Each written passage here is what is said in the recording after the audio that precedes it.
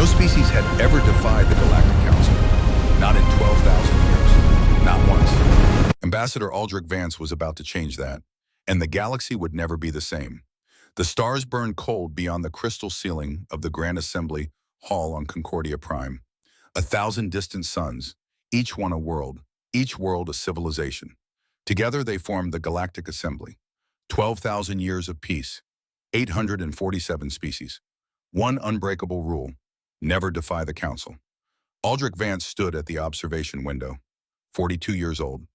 Gray touched his temples. Lines had formed around his eyes. 20 years of diplomatic service marked him in the set of his shoulders, in the way he moved with deliberate economy. Nothing wasted, nothing rushed. He wore the simple dark blue uniform of the Human Diplomatic Corps. Earth's symbol rested on his shoulder, a blue marble suspended in black, fragile and isolated. Behind him, the assembly hall stretched into vastness. The chamber could hold 10,000 delegates. Today, every seat was filled. Representatives from 200 species had gathered. Their forms varied wildly. Some walked on legs, others floated. A few existed as clouds of luminous gas contained in crystalline chambers. They all watched the human delegation with the same expression, curiosity mixed with something close to pity. 6 other humans stood behind Aldrich in perfect silence. Dr. Isolde Reeves adjusted her datapad, 38 years old.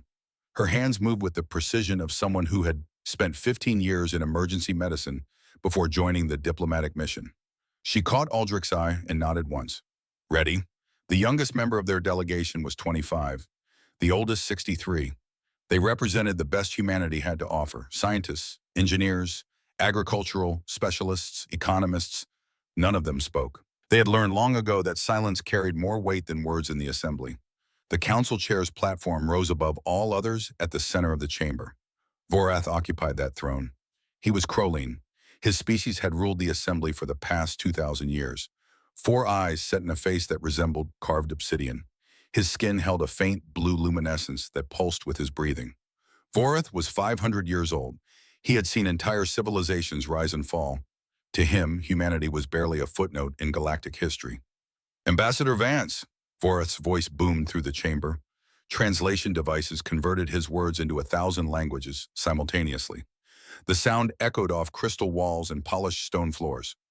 Aldrich stepped forward to the human platform. His footsteps rang clear in the sudden silence. You may present your proposal. Aldrich bowed, slight, respectful, always respectful. Thank you, Council Chair.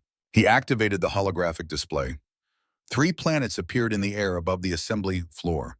They rotated slowly, showing oceans and continents in polar ice caps. Humanity comes before this assembly with a simple request. Aldrich's voice was steady, practiced. We have been members of the Galactic Assembly for 50 years. In that time, we have followed every law, respected every boundary, contributed to the peace and prosperity of this union. The planets continued their slow rotation.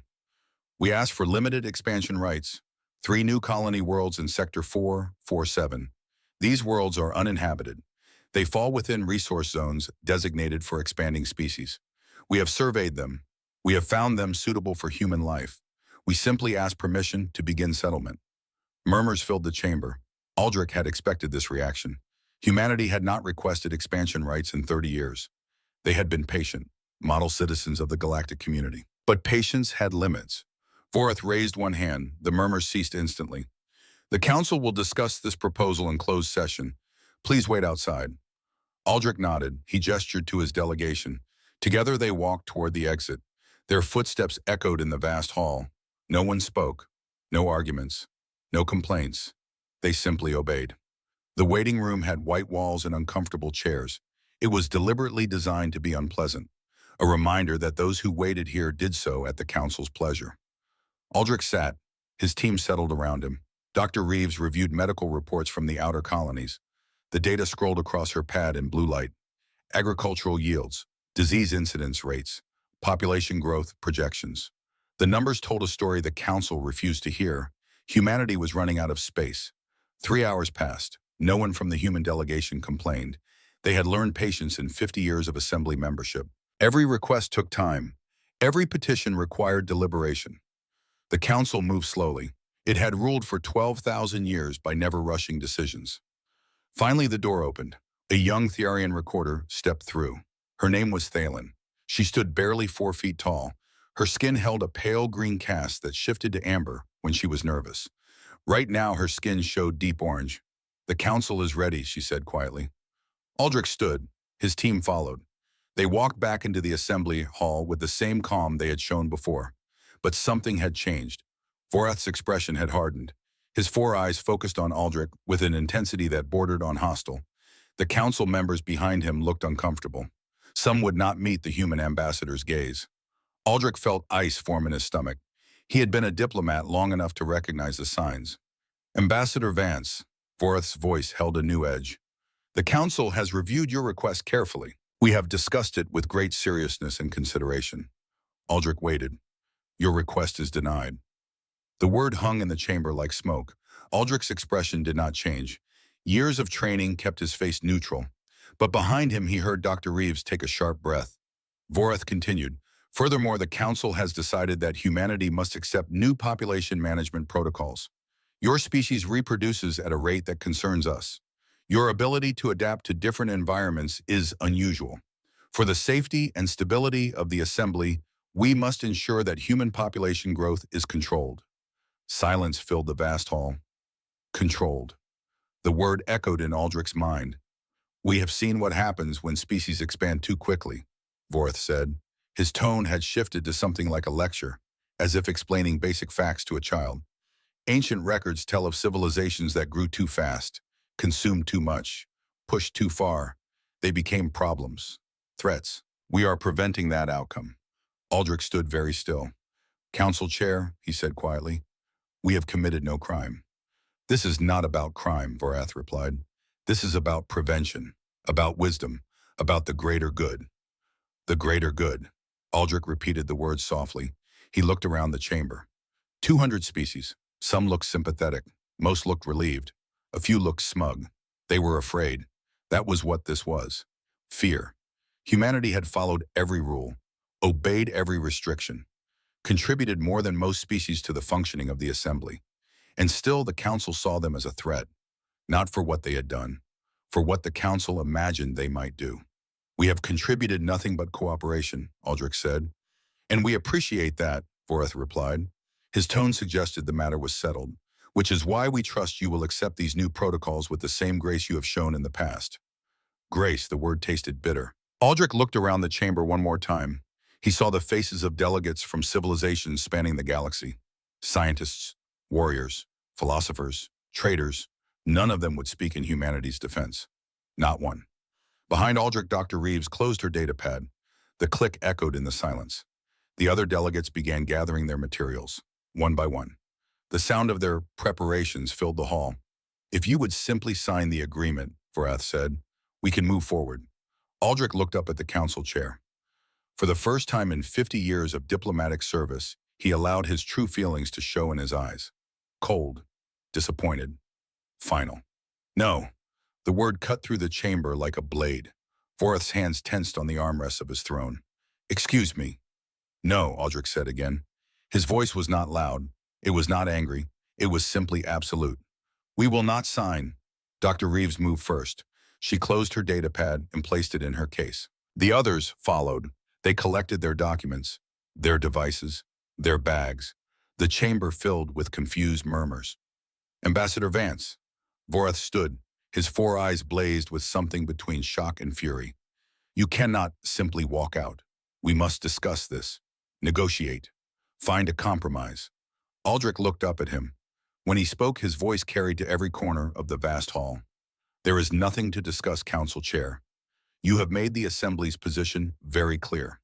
You fear us. You wish to control us. You will restrict us not for what we have done, but for what you imagine we might do." He paused. "That is not justice. That is not partnership. That is cowardice." Vorath's skin flashed bright blue anger. "You dare! 50 years!" Aldrich cut him off.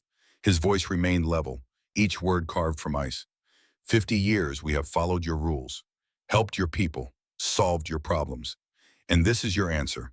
Population controls. Like we are animals to be managed." He turned toward the exit. His delegation followed. "This is unacceptable." Vorath's voice rose to a shout. No species walks away from the council. You will return to your station and we will discuss this properly. Aldrich stopped at the door. He did not turn around. Humanity is done discussing, he said. The council has made its choice. Now we will make ours. They left. The massive doors closed behind them with a sound like thunder. The chamber erupted in chaos. Delegates shouted questions in 100 languages. Council members demanded order. Vorath slammed his hands on the armrests of his throne. The sound rang like a gong. Silence. Gradually the noise subsided. Only one figure remained still throughout the chaos. Thalen, the young recorder, stood at her station near the exit. Her skin had gone completely pale, almost white. She had recorded every word, every gesture, every moment. She had seen something the others had missed. The humans had not been angry. They had been disappointed, and somehow that was much worse. 3 months passed. At first, the council laughed about the incident. Species often made dramatic gestures when denied their requests. They would be back. They always came back. The assembly had stood for 12,000 years. It had weathered rebellions, wars, political upheavals. One species walking out in protest was barely worth noting in the historical records. Humanity would return when they realized they needed the assembly more than the assembly needed them. But the humans did not come back. Trade Minister Quell was the first to notice something wrong. Quell was Vorian. His species resembled walking trees with too many branches. They ran the commercial districts of 17 assembly stations. Quell personally oversaw trade agreements with 40 different civilizations. He sat in his office on Nexus Station reviewing shipping manifests when he noticed the discrepancy. "Where are the medical supplies?" he asked his assistant. His assistant looked up from her own data pad. She was young, efficient. She rarely made mistakes. "Which medical supplies, Minister?" "The shipment from the human facility on Verdun Station. It should have arrived yesterday." His assistant checked the logs. Her branches trembled slightly as she read. "Sir, the contract was canceled 2 months ago." "What?" Quell leaned forward. "By whom?" "By the humans, sir." Cold settled in Quell's chest. The feeling spread through his limbs like frost. "Contact them immediately. Find out what happened." His assistant tried. The communication went through on the first attempt. That was unusual. Humans were always prompt in responding to assembly business. A woman appeared on the screen. Professional, polite. Her expression gave nothing away. "I'm sorry," she said, "but we are no longer fulfilling that contract. We have closed our medical facility on Verdun Station." "Why?" Quell demanded. "That facility served 3 systems." The human woman smiled.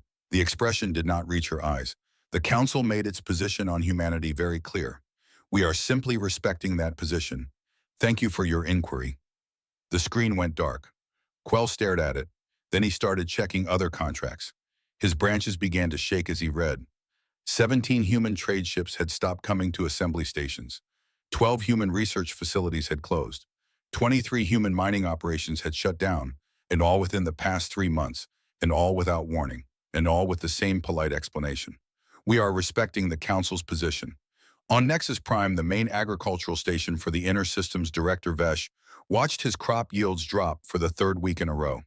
The Thyarian farming methods were not working anymore. They needed the modifications that human agricultural specialists had taught them, the techniques that increased yields by 40% while using less water and fewer nutrients. But the human specialists were gone. They had resigned quietly 2 months ago. Polite messages, no anger, just simple statements. "We are returning to human space. Thank you for the opportunity to work with you." Director Vesh sent urgent requests for replacements. The messages went unanswered. He tried contacting the Human Agricultural Coordinator directly. The response was brief.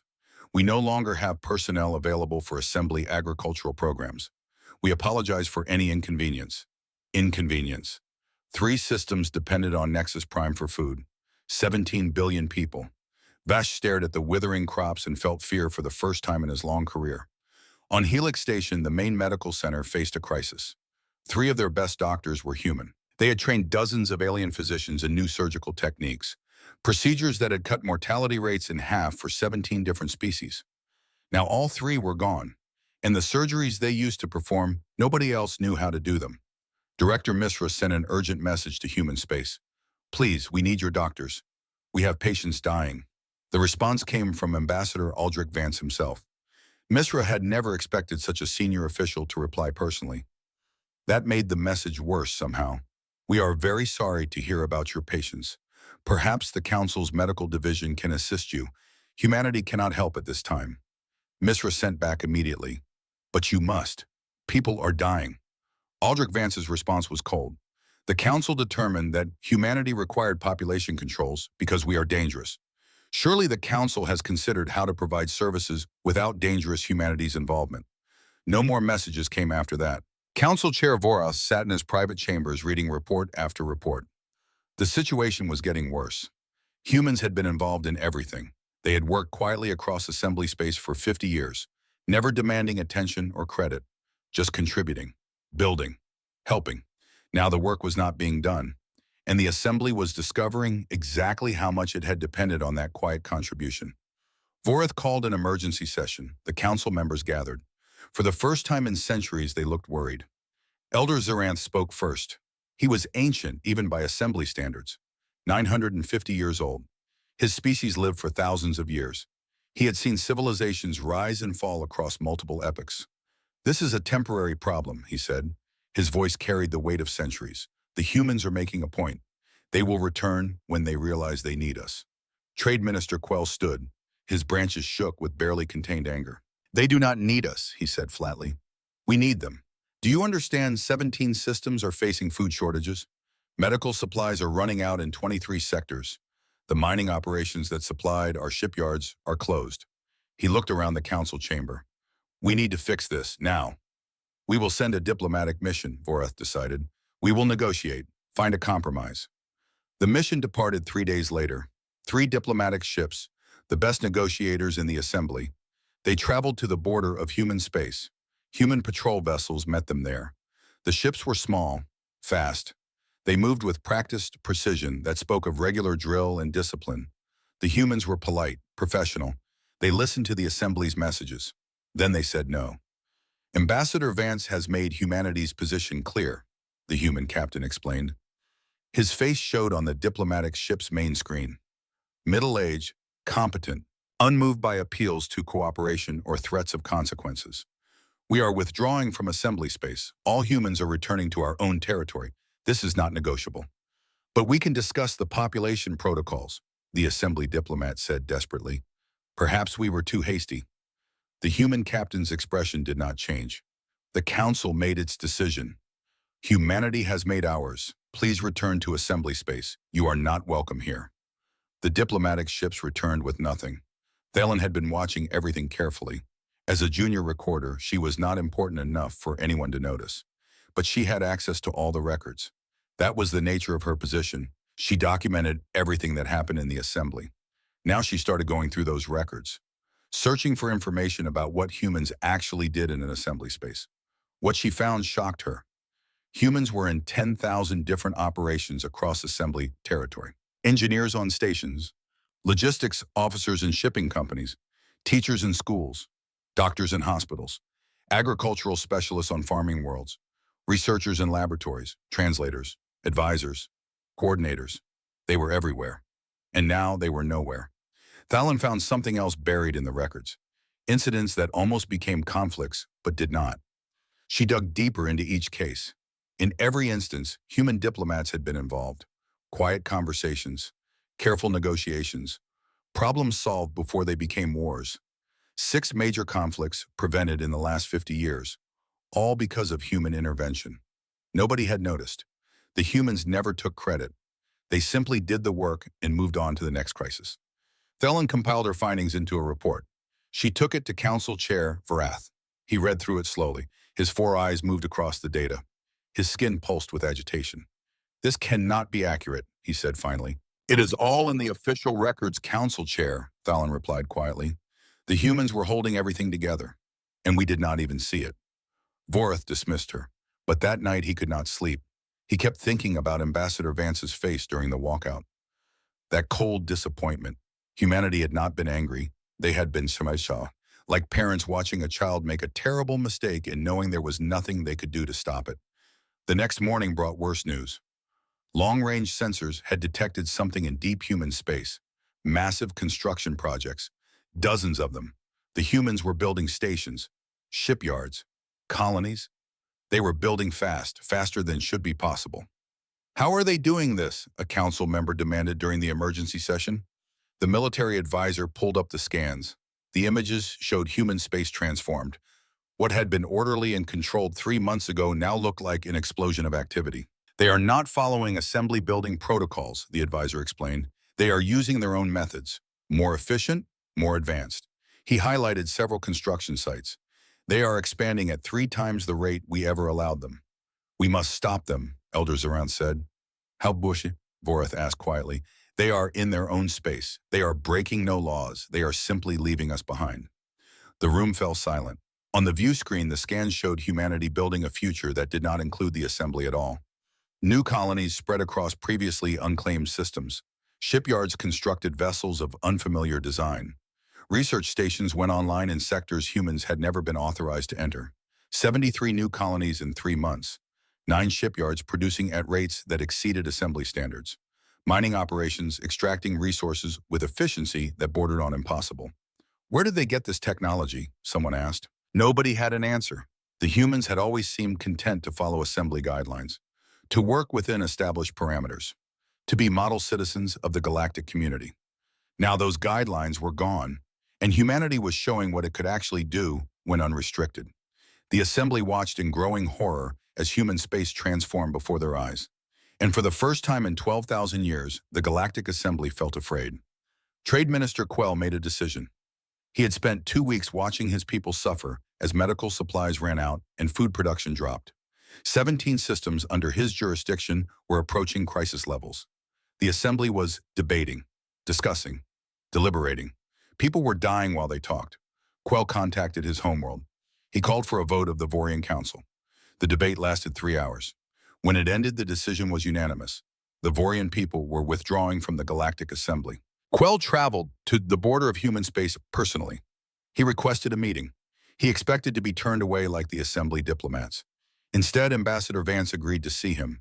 They met on a neutral station, just the 2 of them. No delegations, no recording devices, no witnesses. Quell entered the meeting room with his branches trembling, not from fear, from anger. Aldrich Vance sat at a simple table. He looked older than he had 3 months ago. The gray at his temples had spread. New lines marked his face. Trade Minister Quell, Aldrich said. Please sit. Quell remained standing. The Assembly has forbidden us from trading with you, he said bluntly. They have threatened sanctions, expulsion from assembly stations. That is their right, Aldrich replied calmly. They are fools. Quell's branches shook harder. Your medical supplies saved thousands of my people. Your agricultural techniques feed 3 of our colonies. Your engineers taught us how to improve our stations. He leaned forward. And the Assembly wants us to give all that up because they are too proud to admit they were wrong. What will you do, Minister? Quell straightened. His branches stilled. My people have taken a vote. We are withdrawing from the Assembly. We wish to establish an independent trade agreement with humanity. Aldrich Vance stood. He extended his hand across the table. Welcome, Trade Minister. We are honored to work with you. They shook hands. The gesture was human. Quell had learned it from working with humans over the years. It felt appropriate. The Vorian were not the last. Within 2 months, 5 more species followed. They were smaller civilizations, ones that had always existed on the edges of assembly power. The humans had treated them with respect, had helped them without asking for anything in return. Now they chose humanity over the assembly, not because humans demanded it, because humans had earned it. 6 weeks after the human exodus began, the alarm sounded. Every station in the outer rim received the same warning simultaneously. Red lights flashed across command centers. Emergency protocols activated. The Krell swarm had awakened. The assembly chamber fell silent when the news came. Every delegate knew the stories. Every species had records of the ancient enemy. The Krell had destroyed civilizations. Entire star systems had fallen to their endless hunger. The assembly had fought them 800 years ago, barely won, pushed them into dormancy at terrible cost. The hope had been that they would stay dormant forever. That hope had just died. Where? Vorath demanded. Military advisor Corvon appeared on the main screen. His face showed fear, raw and undisguised. Outer Rim, Sector 890, they have already destroyed 3 outposts. Corvon's hands shook as he manipulated the tactical display. Council Chair, we need to mobilize the fleet immediately. Do it, Vorath ordered. Send everything we have. The assembly fleet gathered at Rally Point Sigma. 200 warships from 50 different species. It should have been an impressive sight, a show of unified strength. Instead, Admiral Corvan felt sick. The fleet was assembled. The ships were armed. Crews were at battle stations. But something was fundamentally wrong. Supply ships are not in position, his logistics officer reported. The Thyarian contingent says they did not receive movement orders. Corvan felt his stomach sink. I sent those orders 6 hours ago. Yes, Admiral, but the Thyarians use a different communication protocol. The message was not translated correctly. There had always been translation issues, minor problems that arose when coordinating between species with different languages and protocols. Usually the human communication officers caught those problems and fixed them before they became critical. The humans were gone now. Get me a translator, Corvan ordered. Fix it immediately. It took 3 hours to sort out the miscommunication. 3 hours they did not have. The Krell swarm did not wait. They came like a dark tide. Thousands of organic ships that moved like a single creature. They hit the assembly's forward positions with terrible speed. All ships to battle stations, Corvan commanded. Formation pattern Delta 7. The assembly fleet tried to form up. Delta 7 was a complex formation. It required precise coordination between multiple ship classes and species. The Vorian ships moved into position quickly. They had practiced this maneuver hundreds of times. The Krolian ships were too slow. The Thyarian ships went to the wrong coordinates. The formation collapsed before it even formed. The Krell smashed into them like a hammer. Assembly ships scattered. Some tried to hold the line.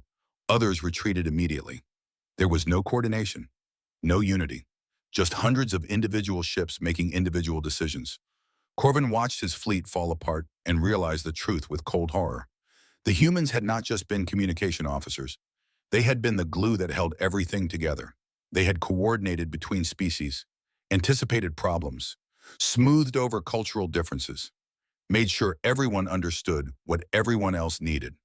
Without them, the assembly fleet was just a collection of ships that could not work together. Retreat, Corvan ordered. All ships fall back to Rally Point Theta. The retreat was chaos. Ships crashed into each other trying to escape. The Krell pursued, destroying the slower vessels, picking off stragglers. By the time the fleet reached safety, they had lost 43 ships. 43 ships in one battle. The assembly had not lost that many ships in a century. Back on Concordia Prime, Vorath received the report in stunned silence. The council chamber was packed with delegates, all demanding answers. This is a disaster, Trade Minister Quell said bluntly. The fleet cannot fight without proper coordination. We will adapt, Elder Zoranth said, but his voice was uncertain. Adapt how? Quell demanded. It took us centuries to build the coordination we had. The humans provided the structure that held it together. They trained our officers. They developed the protocols. They made it work. He looked around the chamber. We cannot fight the Krell like this. We will lose. Vorath raised his hand for silence. We will send a message to the humans, he said. We will request their assistance. They will refuse, a council member predicted. Then we will offer them terms. Compromise. Negotiate. Vorath personally recorded the message. He tried to sound diplomatic, reasonable. Ambassador Vance, the Assembly faces a grave threat. The Krell swarm has awakened. We have suffered significant losses. We request humanity's assistance in this crisis. We are willing to discuss terms for your return to the Assembly. He sent the message and waited. 2 days later, the response came. Aldrich Vance appeared on the screen. He sat in a simple office. His expression was calm, professional, cold. Council Chair Vorath, humanity has received your request for assistance. We have considered it carefully. Vorath leaned forward, hope rising in his chest. Our answer is no. The hope died. Aldrich continued in that same calm voice. The council determined that humanity was too dangerous for expansion rights, that our population was too large, that our capabilities were too concerning. Surely the council's wisdom extends to its own defense. Humanity will not interfere in assembly affairs. We wish you success in your conflict. Ambassador, please, Vorath said. People are dying. For a moment, something flickered in Aldrich's eyes, then it was gone. People have always been dying, Council Chair. When our medical facilities closed and patients died, the Assembly did not help. When our people asked for expansion room and were denied, the Assembly did not care. Why should humanity care now? Because it is the right thing to do. Now Aldrich's expression shifted. Just slightly, a hint of real emotion broke through the professional mask. Anger. The right thing to do, he repeated softly. We did the right thing for 50 years. We helped every species that asked. We solved problems without seeking credit. We protected the assembly from threats you never even knew existed. He leaned forward. And when we asked for the smallest recognition, the smallest freedom, you responded with fear and control. Do you know what hurt most, Council Chair? It was not the denial of our expansion request. It was the population controls. You looked at us and saw animals to be managed, not partners, not equals, animals. We were wrong, Vorath said quietly. I see that now. Do you simply see that you need us? Aldrich shook his head. Humanity will not return to save you, Council Chair, not until the Assembly learns what respect means. Good luck with your war. The screen went dark.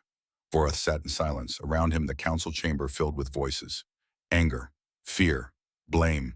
Thelen watched from her station. She had seen this coming. She had tried to warn them. Now it was too late.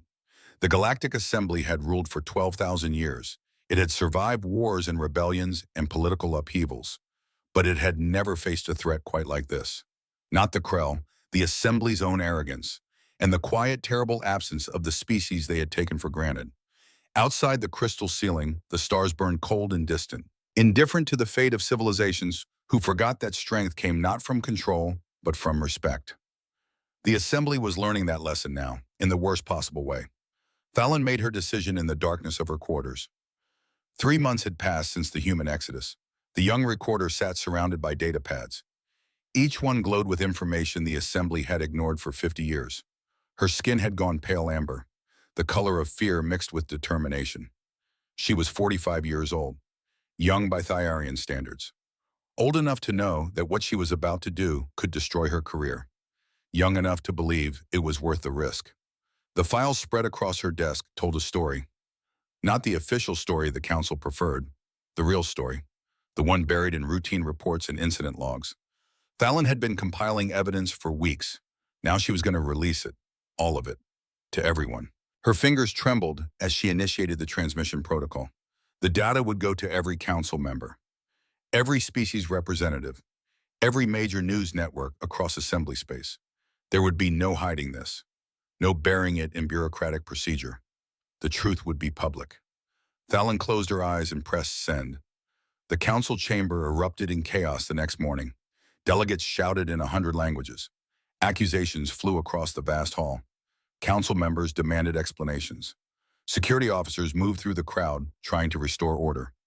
Elder Zaranth sat in his position and watched the pandemonium with ancient eyes. 950 years had taught him to recognize turning points in history. This was one of them. Council Chair Vorath stood at his platform. His 4 eyes blazed with fury. His skin pulsed deep blue, the color of rage barely contained. Who released this? He demanded. His voice cut through the noise. This is classified information. The chamber fell silent. Thelen stood. Her legs shook, but her voice remained steady. I did. Every eye in the hall turned to her. You had no authority, Vorath said. I had a duty, Thelen replied. A duty to the truth. She walked to the center of the chamber. The crowd parted before her. A young recorder, insignificant, powerless, about to speak words that would change everything. The council has lied to itself for 3 months, she said. Her voice carried to every corner of the vast space. We pretended the humans were being unreasonable. We pretended they owed us their cooperation. She gestured to the data now displayed on every screen in the chamber. But the truth is in those records. We used them, we restricted them, we feared them, and now we are suffering because they are gone. Silence, Vorath commanded. No, Thelen said quietly. The single word echoed in the sudden stillness. Read the reports, she continued. All of you, see what the humans did for us. See how we repaid them. Then tell me who was wrong. The chamber exploded into arguments. Some council members defended their decision. Others questioned it for the first time. Species that had never spoken up before suddenly demanded answers. In the middle of the chaos, Vorath received a priority transmission. His hands shook as he read it. Then he activated the emergency alert. Red lights flashed across the assembly hall. Every screen lit up with the same warning symbol. The arguments stopped instantly. The Krell have launched a second offensive, Vorath announced. His voice had lost its certainty. They are pushing deeper into assembly space. We need answers, and we need them now. Elder Zaranth rose slowly from his seat. Every delegate turned to watch. When the eldest member of the council spoke, people listened. Perhaps, Zaranth said softly, we should examine what happened the last time a species challenged humanity. His words hung in the air. Before we face the Krell again, we should understand exactly what the humans are capable of. The holographic display activated. It showed a star system 12 years in the past. 3 rocky planets orbited a yellow sun. Mining colonies dotted the asteroids. Transport ships moved between stations. Human space. Peaceful and productive. Then the Corellian fleet arrived. 12 years ago, Zaranth's ancient voice narrated, the Corellian Empire decided that humanity controlled resources they wanted, mining operations in Sector 228, rich in rare elements. The display showed 12 warships entering the system. Each one was massive, bristling with weapons, shields glowing with power. The Corellians were one of the older military powers in the galaxy. They had conquered 17 systems. Their fleet was considered formidable. The council chamber watched in silence. The Corellian fleet took up positions around the human mining colony. The station looked small by comparison. Fragile, a civilian outpost with minimal defenses. The Corellian admiral sent a simple message: surrender the colony, evacuate immediately, or be destroyed. On the display, the timestamp showed the human response came within minutes. One word: no. The Corellians gave them 1 hour to reconsider. The display fast-forwarded. 59 minutes passed. The human station remained. Its inhabitants did not evacuate. No surrender came. At the end of that hour, the Corellian admiral gave the order to attack. The 12 warships opened fire simultaneously. Plasma cannons erupted in brilliant cascades of light. Kinetic missiles streaked across the void. Fusion warheads detonated in spheres of nuclear fire. The barrage was devastating. Enough firepower to crack a planet's crust. It should have obliterated the human station in seconds. Then something appeared. One ship.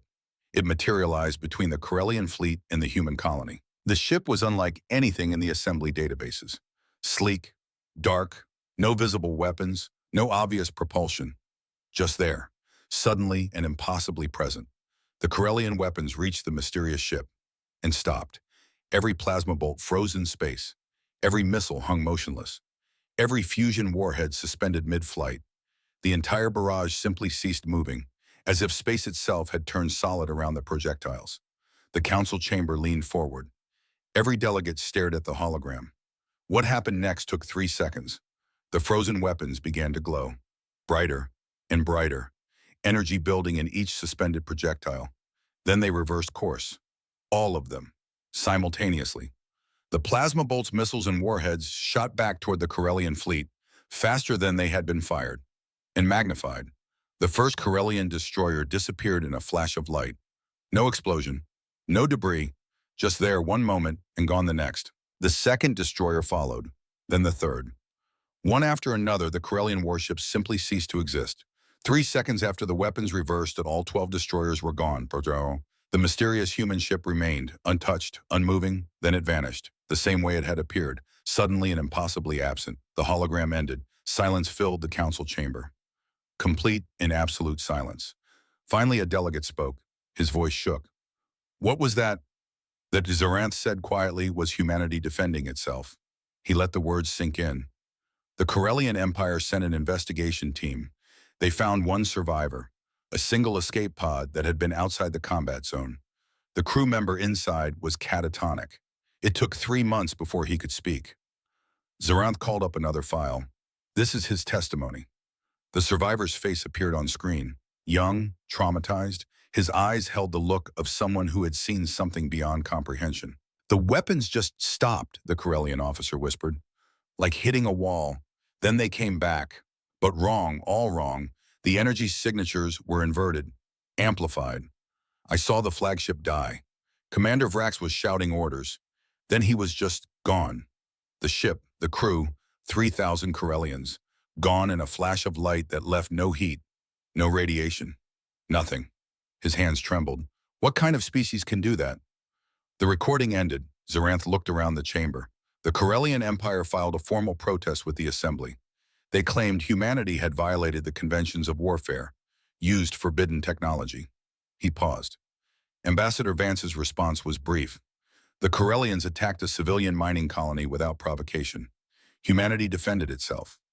If the Corellians wished to discuss violations of convention, humanity would be happy to present evidence of their unprovoked aggression to the full assembly. The Corellians withdrew their complaint. Another pause. They have not entered human space since. Trade Minister Quell spoke up.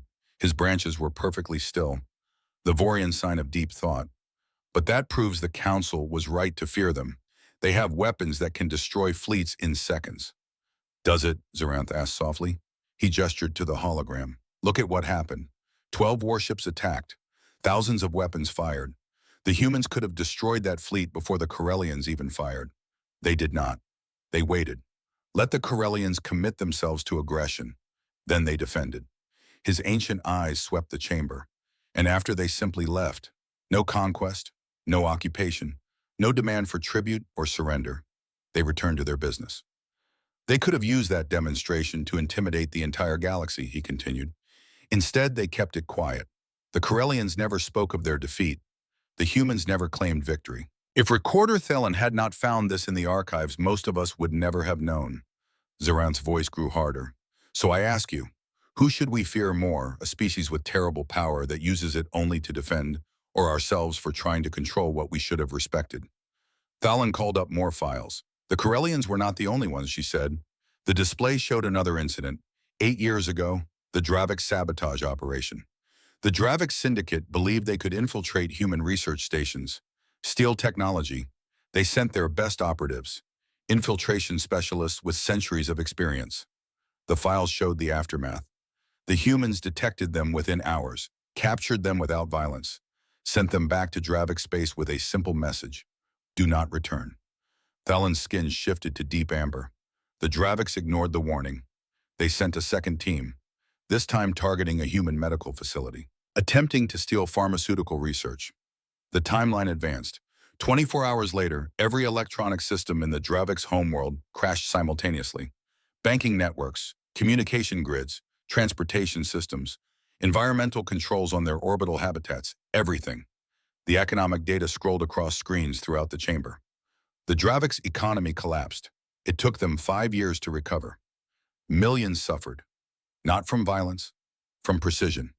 The humans demonstrated they could reach across the galaxy and touch any system, any network, any computer. She looked around the chamber. Then they stopped. Did not press their advantage, did not demand concessions, just stopped and sent one more message. The next time, we will not show mercy. There was no next time. More files appeared, species after species. Each one had tested humanity in some way. Each one had learned the same lesson. Humans did not start fights, but they finished them. Now compare those outcomes, Thalen said quietly, to what happened with species who cooperated with humanity. The display shifted. The Vorian people, Trade Minister Quell's civilization.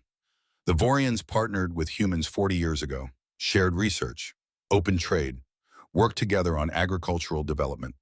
The economic graphs told the story. Vorian GDP increased 40%. Disease rates dropped by half. Life expectancy rose. Educational achievements soared. The Keleth did the same. Cooperation instead of competition. More graphs, more evidence. Food production doubled. Famine eliminated. Technological advancement across multiple sectors. The pattern is clear, Thalen said. Resistance brings precision destruction. Cooperation brings prosperity. The choice was always ours.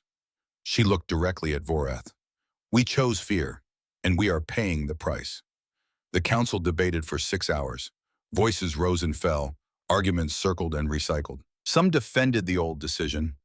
Most began to question it. Finally, Elder Zaranth called for a vote. The humans have presented terms for cooperation, he said, not for rejoining the assembly, not yet, but for helping with the Krell crisis, and for beginning to repair our relationship. The terms appeared on every screen, 5 simple points. First, public acknowledgement of humanity's contributions over the past 50 years.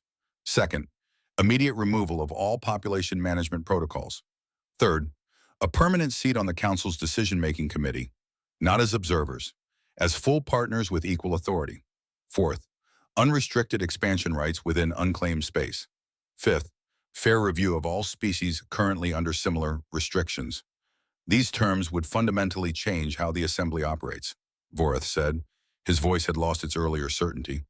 Perhaps the assembly needs to change, Zaranth replied. Trade Minister Quell stood. My people have already left the assembly to work with humans. I have seen what that partnership produces. Prosperity, progress, mutual respect. His branches gestured to the data still displayed throughout the chamber. The evidence is undeniable. Humanity does not seek to conquer or control. They seek to build and cooperate. If we cannot see that after 50 years of their service and 3 months of their absence, then we deserve the crisis we face. Other voices joined his, younger council members, representatives from smaller species, those who had worked closely with humans over the decades. The tide was turning. Vorath watched it happen. 500 years of life had taught him to recognize when resistance became futile. We will vote, he said finally. The chamber fell silent. One by one, the council members registered their positions. The tally appeared on the main display. 147 in favor, 23 opposed. The terms were accepted. Vorath did something no council chair had done in living memory. He stepped down from his platform, walked across the assembly floor, and requested a personal shuttle. You cannot leave, Zaranth said. The chair does not abandon Concordia Prime during a crisis. The chair does what is necessary, Vorath replied. I will not send another messenger to clean up my mistakes. I will face Ambassador Vance myself. The journey to New Sol took 5 days. Vorath spent them reading every report of human contributions, every instance where humans had helped without recognition, every request they had made that had been denied. By the time his shuttle entered human space, he felt something he had not experienced in centuries. Shame. Human patrol ships met him at the border. They were efficient, professional. They escorted his shuttle to New Sol without incident. Vorath looked out the viewport as they approached. The colony was beautiful. Cities spread across continents. But not like assembly cities. These were integrated with the natural environment. Parks wound between buildings. Waterways cut through urban centers. Green space dominated as much as structures. And everywhere he saw humans and aliens working together. Vorians tended gardens alongside humans. Keleth taught in schools with human educators. Species from half a dozen civilizations walked streets in apparent harmony. No hierarchy, no separation, just cooperation. The shuttle landed at a diplomatic facility. Simple, functional, no grand architecture designed to intimidate visitors. Ambassador Aldrich Vance waited in a modest office. He stood as Vorath entered, the human gesture of respect. Council Chair, Aldrich said, please sit. Vorath settled into a chair designed for his frame. The humans had prepared for his visit. Small details. Consideration. They sat across from each other, two leaders who had once worked in the same assembly, now separated by a gulf of broken trust. The assembly has accepted your terms, Vorath said. I know, Aldrich replied. Recorder Thallon sent word. She is remarkable. You should know that she risked everything to tell the truth. Vorath nodded slowly. Why are you here, Council Chair? To apologize, Vorath said simply, not as a political maneuver, not as negotiation, as someone who was wrong and wants to admit it. Aldrich waited. I was afraid of you, Vorath continued. I looked at humanity and saw how quickly you adapted, how efficiently you worked, how naturally you connected with other species. And I was afraid that you would outgrow us, that the assembly would become irrelevant. His 4 eyes met Aldrich's too. So I tried to keep you small, to limit your growth, and I told myself it was wisdom, protection, the greater good. He paused. But the truth is I was protecting my own power, the assembly's power. We wanted to stay in control. Aldrich sat back in his chair. He was quiet for a long moment. Do you know what the worst part was? He asked finally. Tell me. The contempt. You looked at us like we were children, dangerous children who needed to be managed. We had proven ourselves for 50 years, saved lives, prevented wars, built systems that benefited everyone, and it was never enough. I understand that now, Vorath said quietly. Do you truly understand what it felt like to help save the galaxy and then be told we were too dangerous to be trusted? Vorath had no answer. They sat in silence. Outside the window, New Sol continued its daily rhythm, humans and aliens building a future together. I am reading the reports now, Vorath said after a time. All the things you did that we never acknowledged. The Krell incursions you stopped before they became threats. The conflicts you prevented. The innovations you shared. He gestured to the city outside. Why did you never demand credit? Aldrich smiled. It was a sad expression. Because we did not do it for credit. We did it because it was right. Because we believed in the assembly, in the idea of species working together. The smile faded. We believed in something that did not actually exist. It can exist, Vorath said, if we build it properly this time, as true partners, not as masters and subjects. Can the assembly really change an era? I do not know, Vorath admitted. But we must try because you were right. Without humanity, the assembly is failing. And when it fails, the galaxy will suffer. Aldrich stood. He walked to the window. We have built something good here, he said. Away from the assembly, away from the restrictions. We are happy. He turned to face Vorath. If we come back, if we help, things have to be different. Really different. Not just words, not just promises.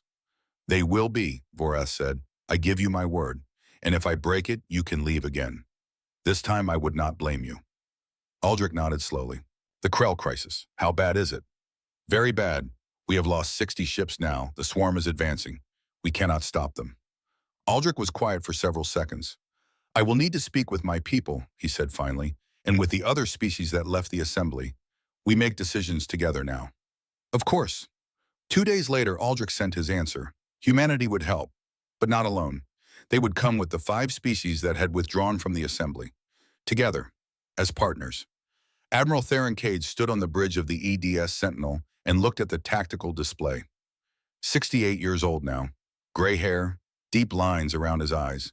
His uniform bore the insignia of the Human Defense Force. 4 decades of service. He had been in space longer than some species had been members of the assembly. The display showed the combined fleet gathering at Rally Point Theta. Assembly ships, human vessels, ships from the Vorian Keleth and 3 other species who had chosen humanity over the Council. 240 ships in total, the largest combined force assembled in 800 years. Fleet composition is complete, his tactical officer reported. All ships report ready. Admiral Cade nodded. He opened a channel to the entire fleet. His voice would reach every ship, every species, every crew member preparing for battle. This is Admiral Cade.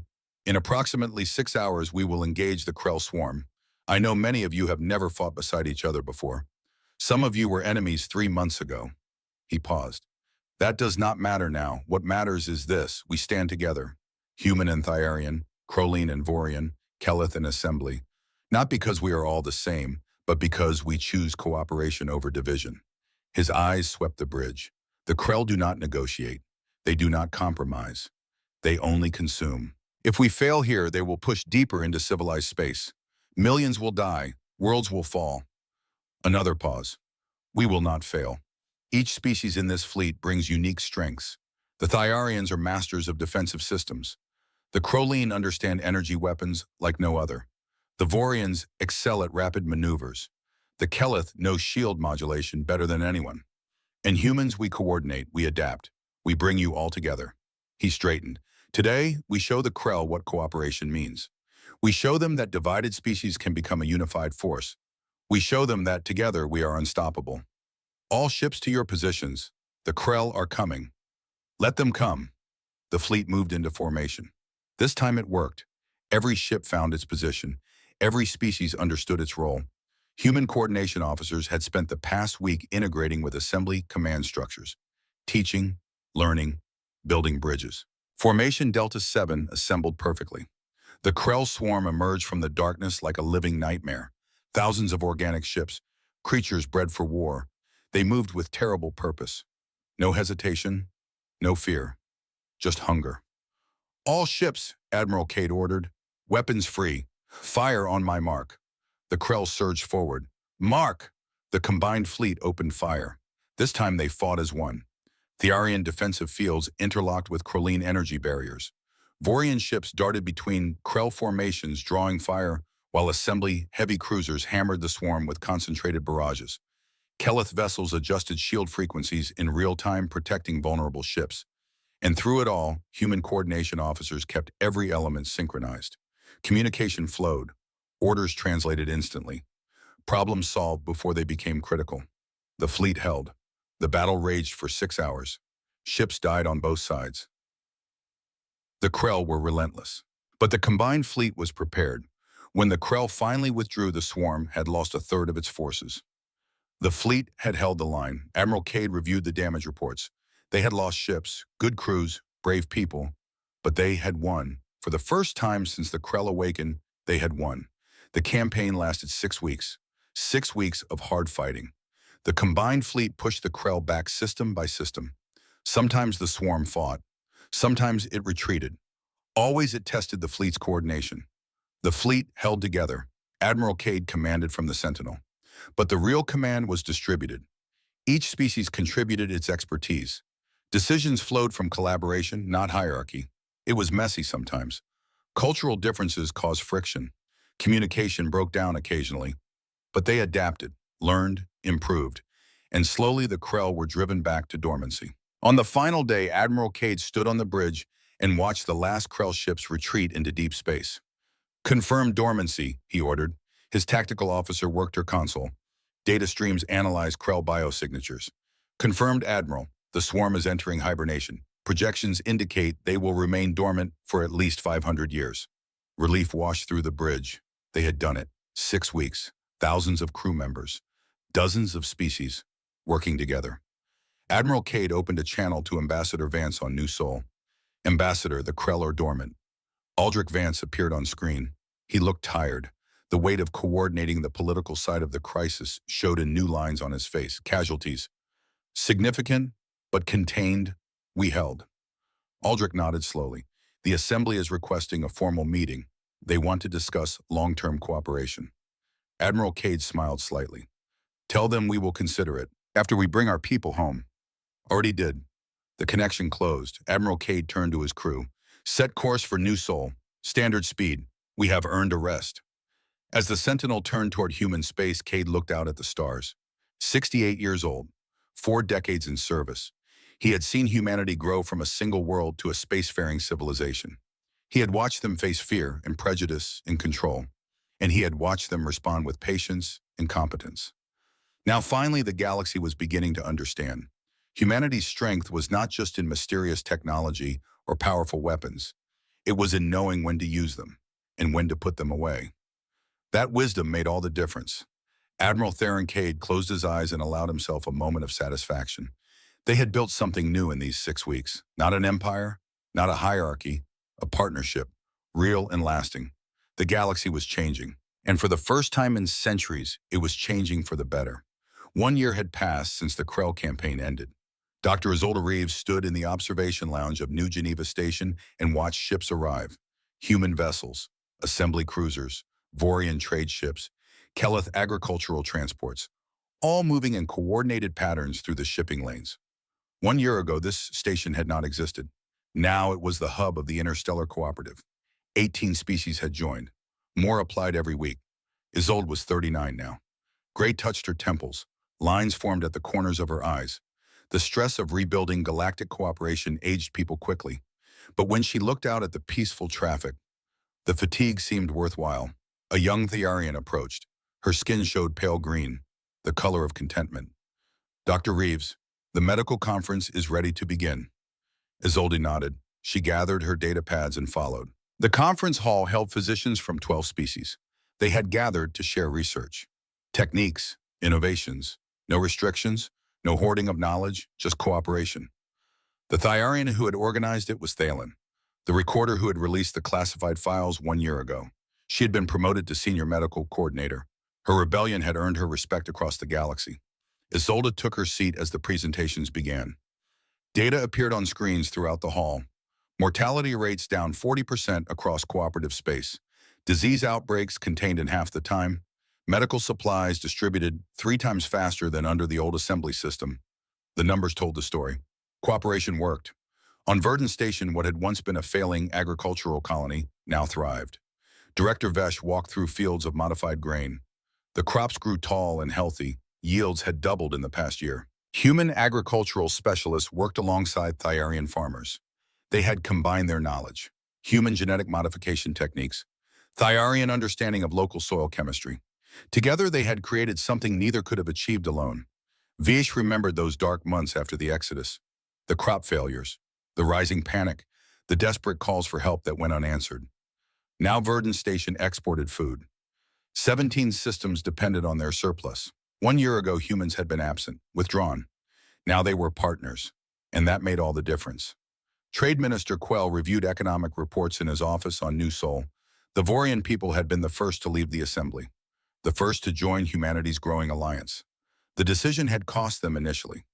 The assembly had imposed sanctions, cut off trade, threatened isolation. For 2 months it had hurt. Then other species joined. The sanctions collapsed, and the Vorian economy exploded. Quell looked at the numbers. Vorian GDP had increased 43% in 1 year. A message arrived on his console. From the assembly, they were requesting to rejoin trade agreements on equal terms. Quell smiled. His branches swayed with satisfaction. He approved the request. The assembly was learning. On Concordia Prime, the Grand Assembly Hall had changed. The high platforms were gone. The throne-like seats removed. The hierarchy of position eliminated. In their place stood a circular council table. 200 seats arranged in a perfect circle, each one identical. No position higher than another. No species more important. Everyone equal. Elder Zaranth sat in his position, 951 years old now. He had seen the assembly at its height, watched it stumble, nearly witnessed its fall. Now he was seeing its rebirth. Council Chair Vorath no longer occupied a throne above the others. He sat at the same level as everyone else, 501 years old, humbled by his mistakes, determined to build something better. The chamber filled with delegates. Today's session would decide the future, a formal vote on permanent alliance between the old assembly and the new cooperative. Thalin entered and took her seat, 46 years old by Thyarian reckoning. Her skin showed confident blue. She had earned her position by telling the truth when it cost her everything. Ambassador Aldrich Vance arrived with the human delegation. 43 now, the gray at his temples had spread. His face showed the marks of a year spent building bridges and negotiating peace. But his eyes held something they had not possessed before: hope. He took his seat at the circular table. Next to him sat representatives from the Vorian Keleth and 16 other cooperative species. Across from him, assembly delegates from dozens of civilizations. No separation, no division, just people working together. Vorath called the session to order. We gather today to vote on a proposal that will reshape galactic civilization, he began. A formal alliance between the Galactic Assembly and the Interstellar Cooperative. Full integration, shared governance, equal partnership. He paused. Before we vote, the floor is open for discussion. A younger delegate stood. She was Crowline, perhaps 200 years old. Her skin pulsed with nervous energy. Why should we trust them, she asked. Humanity possesses weapons we do not understand. Power that can destroy fleets. They could turn on us at any moment. The chamber fell silent. Elder Zaranth rose slowly. Every eye turned to him. An excellent question, and he said. His ancient voice carried wisdom earned through centuries. Let me answer with another question. What is more trustworthy? A species with terrible power that they hide, or a species with terrible power that they reveal, explain, and then rarely use? He gestured to the holographic display at the center of the table. Humanity has had advanced technology for decades. They have used it exactly once to defend a civilian colony from unprovoked attack. They did not conquer, did not expand, did not threaten. His eyes swept the chamber. I have lived 951 years. I have seen civilizations rise on promises of peace and fall to the temptation of power. I have watched species gain strength and immediately seek to dominate their neighbors. He turned to look at Aldrich Vance. In 9 centuries, I have never seen a species gain significant power and consistently choose restraint. Until now. Another delegate stood, a Vorian, part of Quell's delegation. The data supports Elder Zaranth's position, the Vorian said. Every species that has partnered with humanity has prospered. Every species that has opposed them has learned painful lessons. The pattern is clear. Trade Minister Quell rose. I led my people out of this assembly 1 year ago, he said. It was the hardest decision of my career. We faced sanctions, isolation, economic collapse. His branches gestured to the data now displaying across the chamber. Instead, we found partnership. Our economy has grown. Our people are healthier, happier, more secure than ever before. He looked around the circle. Not because humans gave us charity, because they treated us as equals, shared knowledge freely, built systems that benefited everyone. That is what this alliance offers. Aldrich Vance had remained silent through the debate. Now he stood. May I speak? He asked quietly. Vorath nodded. Aldrich looked around the circular table. His expression was thoughtful, careful. There is fear in this chamber, he said. I can feel it. Fear of human power. Fear of what we might become. Fear of change. He paused. That fear is not irrational. You have seen what human technology can do. The Corellian fleet destroyed in 3 seconds. The Dravik's economy collapsed overnight. You know we possess capabilities beyond your current understanding. The chamber leaned forward. So let me tell you something we have never revealed publicly. Complete silence. 40 years ago, human explorers found an ancient facility in deep space. The Architects, a civilization that existed 50,000 years before any species in this room achieved spaceflight. Holographic images appeared above the table. Vast structures, technology that seemed impossible. The Architects built weapons to fight an entity called the Void, a force that consumed galaxies. They built 12 weapons capable of destroying solar systems. Then they died before using them. The Void was defeated by other means. Gasps echoed through the chamber. Humanity found those weapons, all 12, intact, functional. Aldrich's voice remained steady. We debated for 15 years what to do with them. Some of our leaders wanted to use them for conquest. Some wanted to destroy them, afraid of what we might become. Both sides had valid arguments. He looked directly at the young Krylene delegate who had questioned human trustworthiness. In the end, we chose a third path. We would master the weapons, learn to use them, but only for defense, never for conquest. That debate took 15 years because we understood the weight of the decision. The hologram shifted, showed the Corellian attack 12 years ago. When the Corellians attacked our civilian colony, we used one weapon, one of the 12, at minimal power output, for 3 seconds.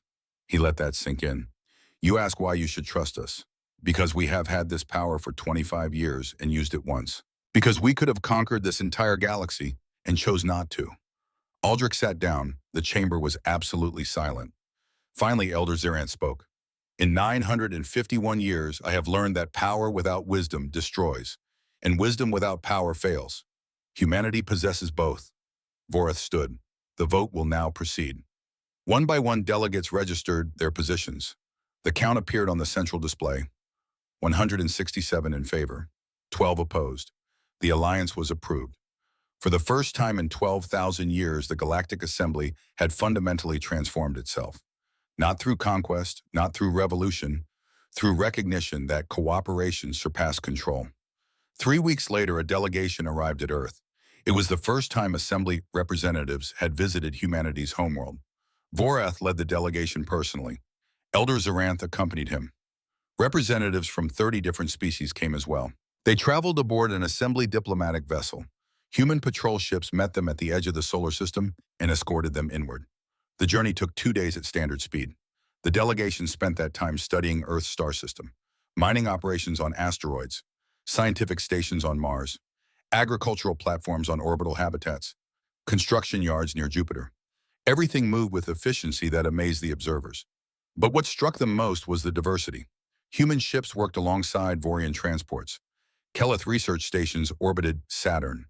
Thyarian agricultural specialists supervised food production platforms. Earth's system had become a living example of the new alliance. The assembly ship took up orbit around Earth itself. The delegation gathered at the observation ports. The planet turned below them. Blue oceans, white clouds, green continents, beautiful and fragile. Vorath stared in silence. 500 years of life had shown him countless worlds. But this one was different. This was where it had all begun. This small blue world had changed the galaxy. Ambassador Aldrich Vance's voice came through the communication system. Council Chair Vorath, welcome to Earth. We are honored by your visit. The honor is ours, Ambassador, Vorath replied. Please proceed to the coordinates we are transmitting. There is something we would like to show you. The ship's navigation officer frowned at the data. Sir, these coordinates are empty space, high orbit, nothing there. Follow them anyway, Vorath ordered. The ship moved to the designated position, far above Earth's equator, high orbit where few vessels traveled. The delegation gathered at the observation ports. Space stretched empty in all directions. Then it was not empty. 12 massive structures appeared. They materialized from stealth fields that had hidden them perfectly. One moment, nothing. The next titans. Each structure was the size of Earth's moon. Dark metal that absorbed light rather than reflecting it. Shapes that suggested both organic growth and precise engineering. No visible weapons, no obvious propulsion, just presence. overwhelming and undeniable. The delegation stared in shocked silence. Ladies and gentlemen, Aldrich Vance's voice said quietly, the architect Titans, humanity's guardian fleet. The 12 structures hung in orbit like sleeping giants. Power radiated from them even in their dormant state. The assembly ship's sensors went wild trying to analyze them. Every reading came back impossible. Energy signatures that violated known physics. Materials that should not exist. Technology so far beyond current understanding, it might as well be magic. For 25 years, these weapons have protected Earth, Aldrich continued. They have been powered down. Inactive, waiting. One of the Titans pulsed with dim light, as if acknowledging the audience. Each one could destroy a solar system. Vorith felt fear settle in his chest, deep and primal. This was power beyond comprehension. You have lived with this, above your world, for 25 years, Elder Zoranth asked. His ancient voice trembled slightly. Yes, Aldrich replied. Every human child grows up knowing they exist, learning what they represent, understanding the responsibility that comes with such power. A shuttle departed from the Titan nearest to Earth. It approached the assembly ship. May I come aboard? Aldrich asked. Please, Vorith managed. Minutes later, Aldrich Vance stepped into the observation lounge. He was not alone. Admiral Theron Cade accompanied him. The Admiral was 70 years old now. His hair had gone completely silver. Deep lines marked his face. He walked with a cane. Age had caught up with 4 decades of military service. But his eyes remained sharp, alert, missing nothing. Council Chair, Elder Zoranth. Aldrich greeted them formally. Thank you for making this journey. Vorith could not take his eyes off the Titans visible through the port. You could have rolled the galaxy, he whispered. Yes, Admiral Cade said simply. His voice carried the rasp of age. We could have. He moved to the observation port, leaned on his cane, looked out at the sleeping weapons. I was 37 when we found them. Young officer, ambitious. I thought we should use them, conquer the assembly, take our rightful place as the dominant species. He smiled slightly, a sad expression. I argued for that position for 3 years, made speeches, wrote reports, convinced dozens of others. What changed your mind? Zoranth asked. I visited the architect facility, Cade replied. Saw their dead cities, read what records remained, learned about the civilization that had built these weapons. His grip tightened on the cane. The architects were peaceful once, scientific. They built wonders. Then they created weapons to fight the void, and the weapons changed them. By the time they defeated the void, they had become something else, something dark. He turned to face the delegation. They died not from external enemies, but from what they had become. The weapons corrupted them, and they destroyed themselves. Silence filled the observation lounge. So I changed my position, Cade continued, argued for restraint, for defense only, for keeping the weapons secret and hoping we never had to use them. And you convinced humanity, Aldrich added. After 15 years of debate, we chose the hard path, master the weapons, accept the responsibility, but use them only to defend. Vorith looked between the two humans, one young and diplomatic, one old and military, both absolutely certain. The Corellian attack 12 years ago, Vorith said. Necessity, Cade replied. 12 destroyers firing on a civilian colony. We could not let that stand. But we did not annihilate them. 3 seconds, minimal power. Enough to say we can defend ourselves, do not test us again. He gestured to the Titans. That is what these represent, not conquest, protection. Elder Zoranth moved closer to the observation port. His ancient eyes studied the massive structures. How many species know about these, he asked. You are the first outside humanity and our closest allies, Aldrich said. We kept them secret because we did not want to intimidate the galaxy. But now you reveal them, Vorith observed. Now we have partnership, Aldrich replied. Trust, respect. You voted to join us as equals. That requires honesty. He looked directly at Vorath. These weapons have been powered down for 25 years. We pray they stay that way. But if the galaxy needs protection, they will wake. And after, Zoranth asked, they sleep again, Cade said simply. Vorath stood silent for a long moment. Then he bowed, deep and formal. A gesture of profound respect rarely given by Crowlean to other species. Humanity has taught the galaxy a lesson we desperately needed, he said quietly. That intelligence and power can coexist. That strength can show restraint. He straightened. The assembly has existed for 12,000 years. We thought we knew wisdom. You have shown us we were wrong. Aldrich smiled slightly. We are not perfect council chair. We make mistakes, we argue, we struggle, but we try, we debate, we consider consequences, and we choose protection over conquest. That is all any species can do, Zaranth said softly. The delegation stayed for 3 days. They toured Earth, saw human cities integrated with nature, met with scientists and diplomats and ordinary citizens. Everywhere they went, they saw the same thing. Humans and aliens living and working side by side. No hierarchy, no fear, just partnership.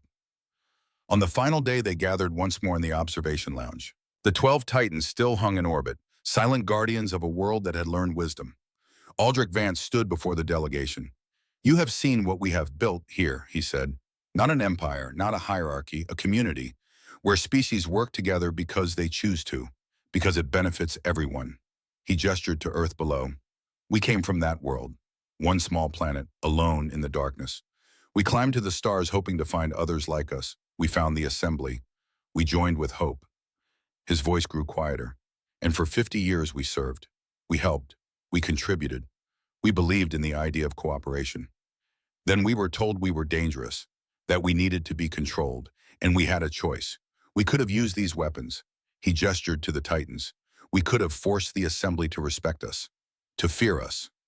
We chose differently. We walked away. We let you discover our value through our absence. We let you learn that cooperation is not a gift we give. It is a partnership we build together. Aldrich looked around the delegation. Now you are here. You have seen our strength. You know what we are capable of, and you have voted to join us as equals. He smiled. That is the future we are building, not through force, through choice, not through fear, through respect. The Titans will remain here, sleeping, waiting, hoping they never wake, but ready if the galaxy needs them. That is humanity's gift to the galaxy. Not conquest, not control, just the promise that if darkness comes, we will stand together, as partners, as equals, as friends. Silence filled the observation lounge. Then Elder Zaranth spoke. 951 years I have lived. I have seen empires rise and fall. I have watched species achieve greatness and destroy themselves. I have witnessed war and peace, and everything between. His ancient eyes held moisture. This is the first time I have seen a species with ultimate power choose to sleep. The first time I have seen strength paired with such wisdom. He bowed, deep and reverent. The galaxy owes you a debt it cannot repay. You asked only for respect. You gave us hope. Vorath stepped forward. The assembly stood for 12,000 years. You have taught us it can stand for 12,000 more. But only if we remember what you have shown us. He looked at the Titans one last time. True strength is not the power to destroy. It is the wisdom to protect. The delegation returned to Concordia Prime. They brought with them a new understanding and a commitment to build something better. Over the following months, the transformation accelerated. The circular council table became the symbol of the new age. Species that had been enemies learned to cooperate. Technologies were shared freely. Trade barriers fell. Cultural exchange flourished. It was not perfect. 12,000 years of tradition did not vanish overnight. Some resisted. Some clung to old ways. But the momentum was undeniable. The interstellar cooperative grew. 30 species, 50, 100. And at the center stood humanity. Not ruling, not controlling, just coordinating, helping, teaching the lessons they had learned through patience and service. The Titans remained in orbit around Earth, sleeping, waiting, symbols of power held in check by wisdom. Admiral Theron Cage stood on Earth and looked up at the night sky. 75 years old now, retired from active service, but still teaching, still guiding the next generation. A young officer stood beside him, human, barely 25. Sir, the young officer asked, do you think we will ever need to wake them? Cade was quiet for a moment. I hope not, he said finally. But if we do, the galaxy will know that humanity stands ready, not to conquer, to protect. He looked at the young officer. That is our legacy, not the power itself, but the wisdom to use it only when necessary, and the strength to put it away when the crisis passes. The young officer nodded. Above them, invisible in the daylight but always present, the Titans kept their silent watch. Guardians of a galaxy learning that cooperation surpassed control. That respect trumped fear. that the strongest force in the universe was not weapons or fleets or technology. It was the choice to use power wisely, or not at all. Aldrich Vance sat in his office on New Geneva Station, 48 years old now, more gray than dark in his hair, deep lines around his eyes. A message appeared on his screen. From Concordia Prime. The Circular Council was convening for its 5th anniversary session. They requested his presence, not as a guest, as a full member of the galactic leadership. He smiled. 5 years ago, he had walked out of that chamber, disappointed, determined, uncertain if the gamble would work. Now he was returning, not in defeat, not in victory, in partnership. He stood and looked out the window. Ships moved throughout the station's traffic lanes, humans and dozens of other species, working together, building together. His comm chimed. Dr. Isolde Reeves appeared on the screen. Ambassador, your shuttle is ready. Thank you, Isolde. He gathered his data pads, straightened his uniform, the same dark blue he had worn 5 years ago, the same Earth symbol on his shoulder. But everything else had changed. He walked to the shuttle bay. The journey to Concordia Prime would take 5 days. Time to prepare his remarks for the anniversary session. Time to reflect on how far they had all come. As the shuttle departed New Geneva Station, Aldrich looked back at Earth, distant but visible. The blue marble that had taught the galaxy a lesson it desperately needed. The Titans hung invisible in orbit, sleeping giants, protectors waiting, hoping they would never wake. That hope was humanity's true gift, not the weapons themselves, but the wisdom to keep them sheathed. The galaxy was learning, slowly, imperfectly, but genuinely. And that made all the difference. The shuttle accelerated toward Concordia Prime, toward the circular table, toward a future built not on hierarchy or control, but on respect, on partnership, on the simple recognition that together species could achieve what none could accomplish alone. The stars burned cold and distant, but they no longer seemed indifferent. They shone on a galaxy transformed, where ancient enemies had become partners, where fear had given way to trust, where power served rather than ruled. 12,000 years of tradition had given way to something new, something better. And humanity stood at the center of it all, not as conquerors, not as rulers, but as partners who had shown the galaxy what cooperation truly meant. The Titans slept, the galaxy thrived, and the future stretched bright with promise. Together, as equals, the way it was always meant to be.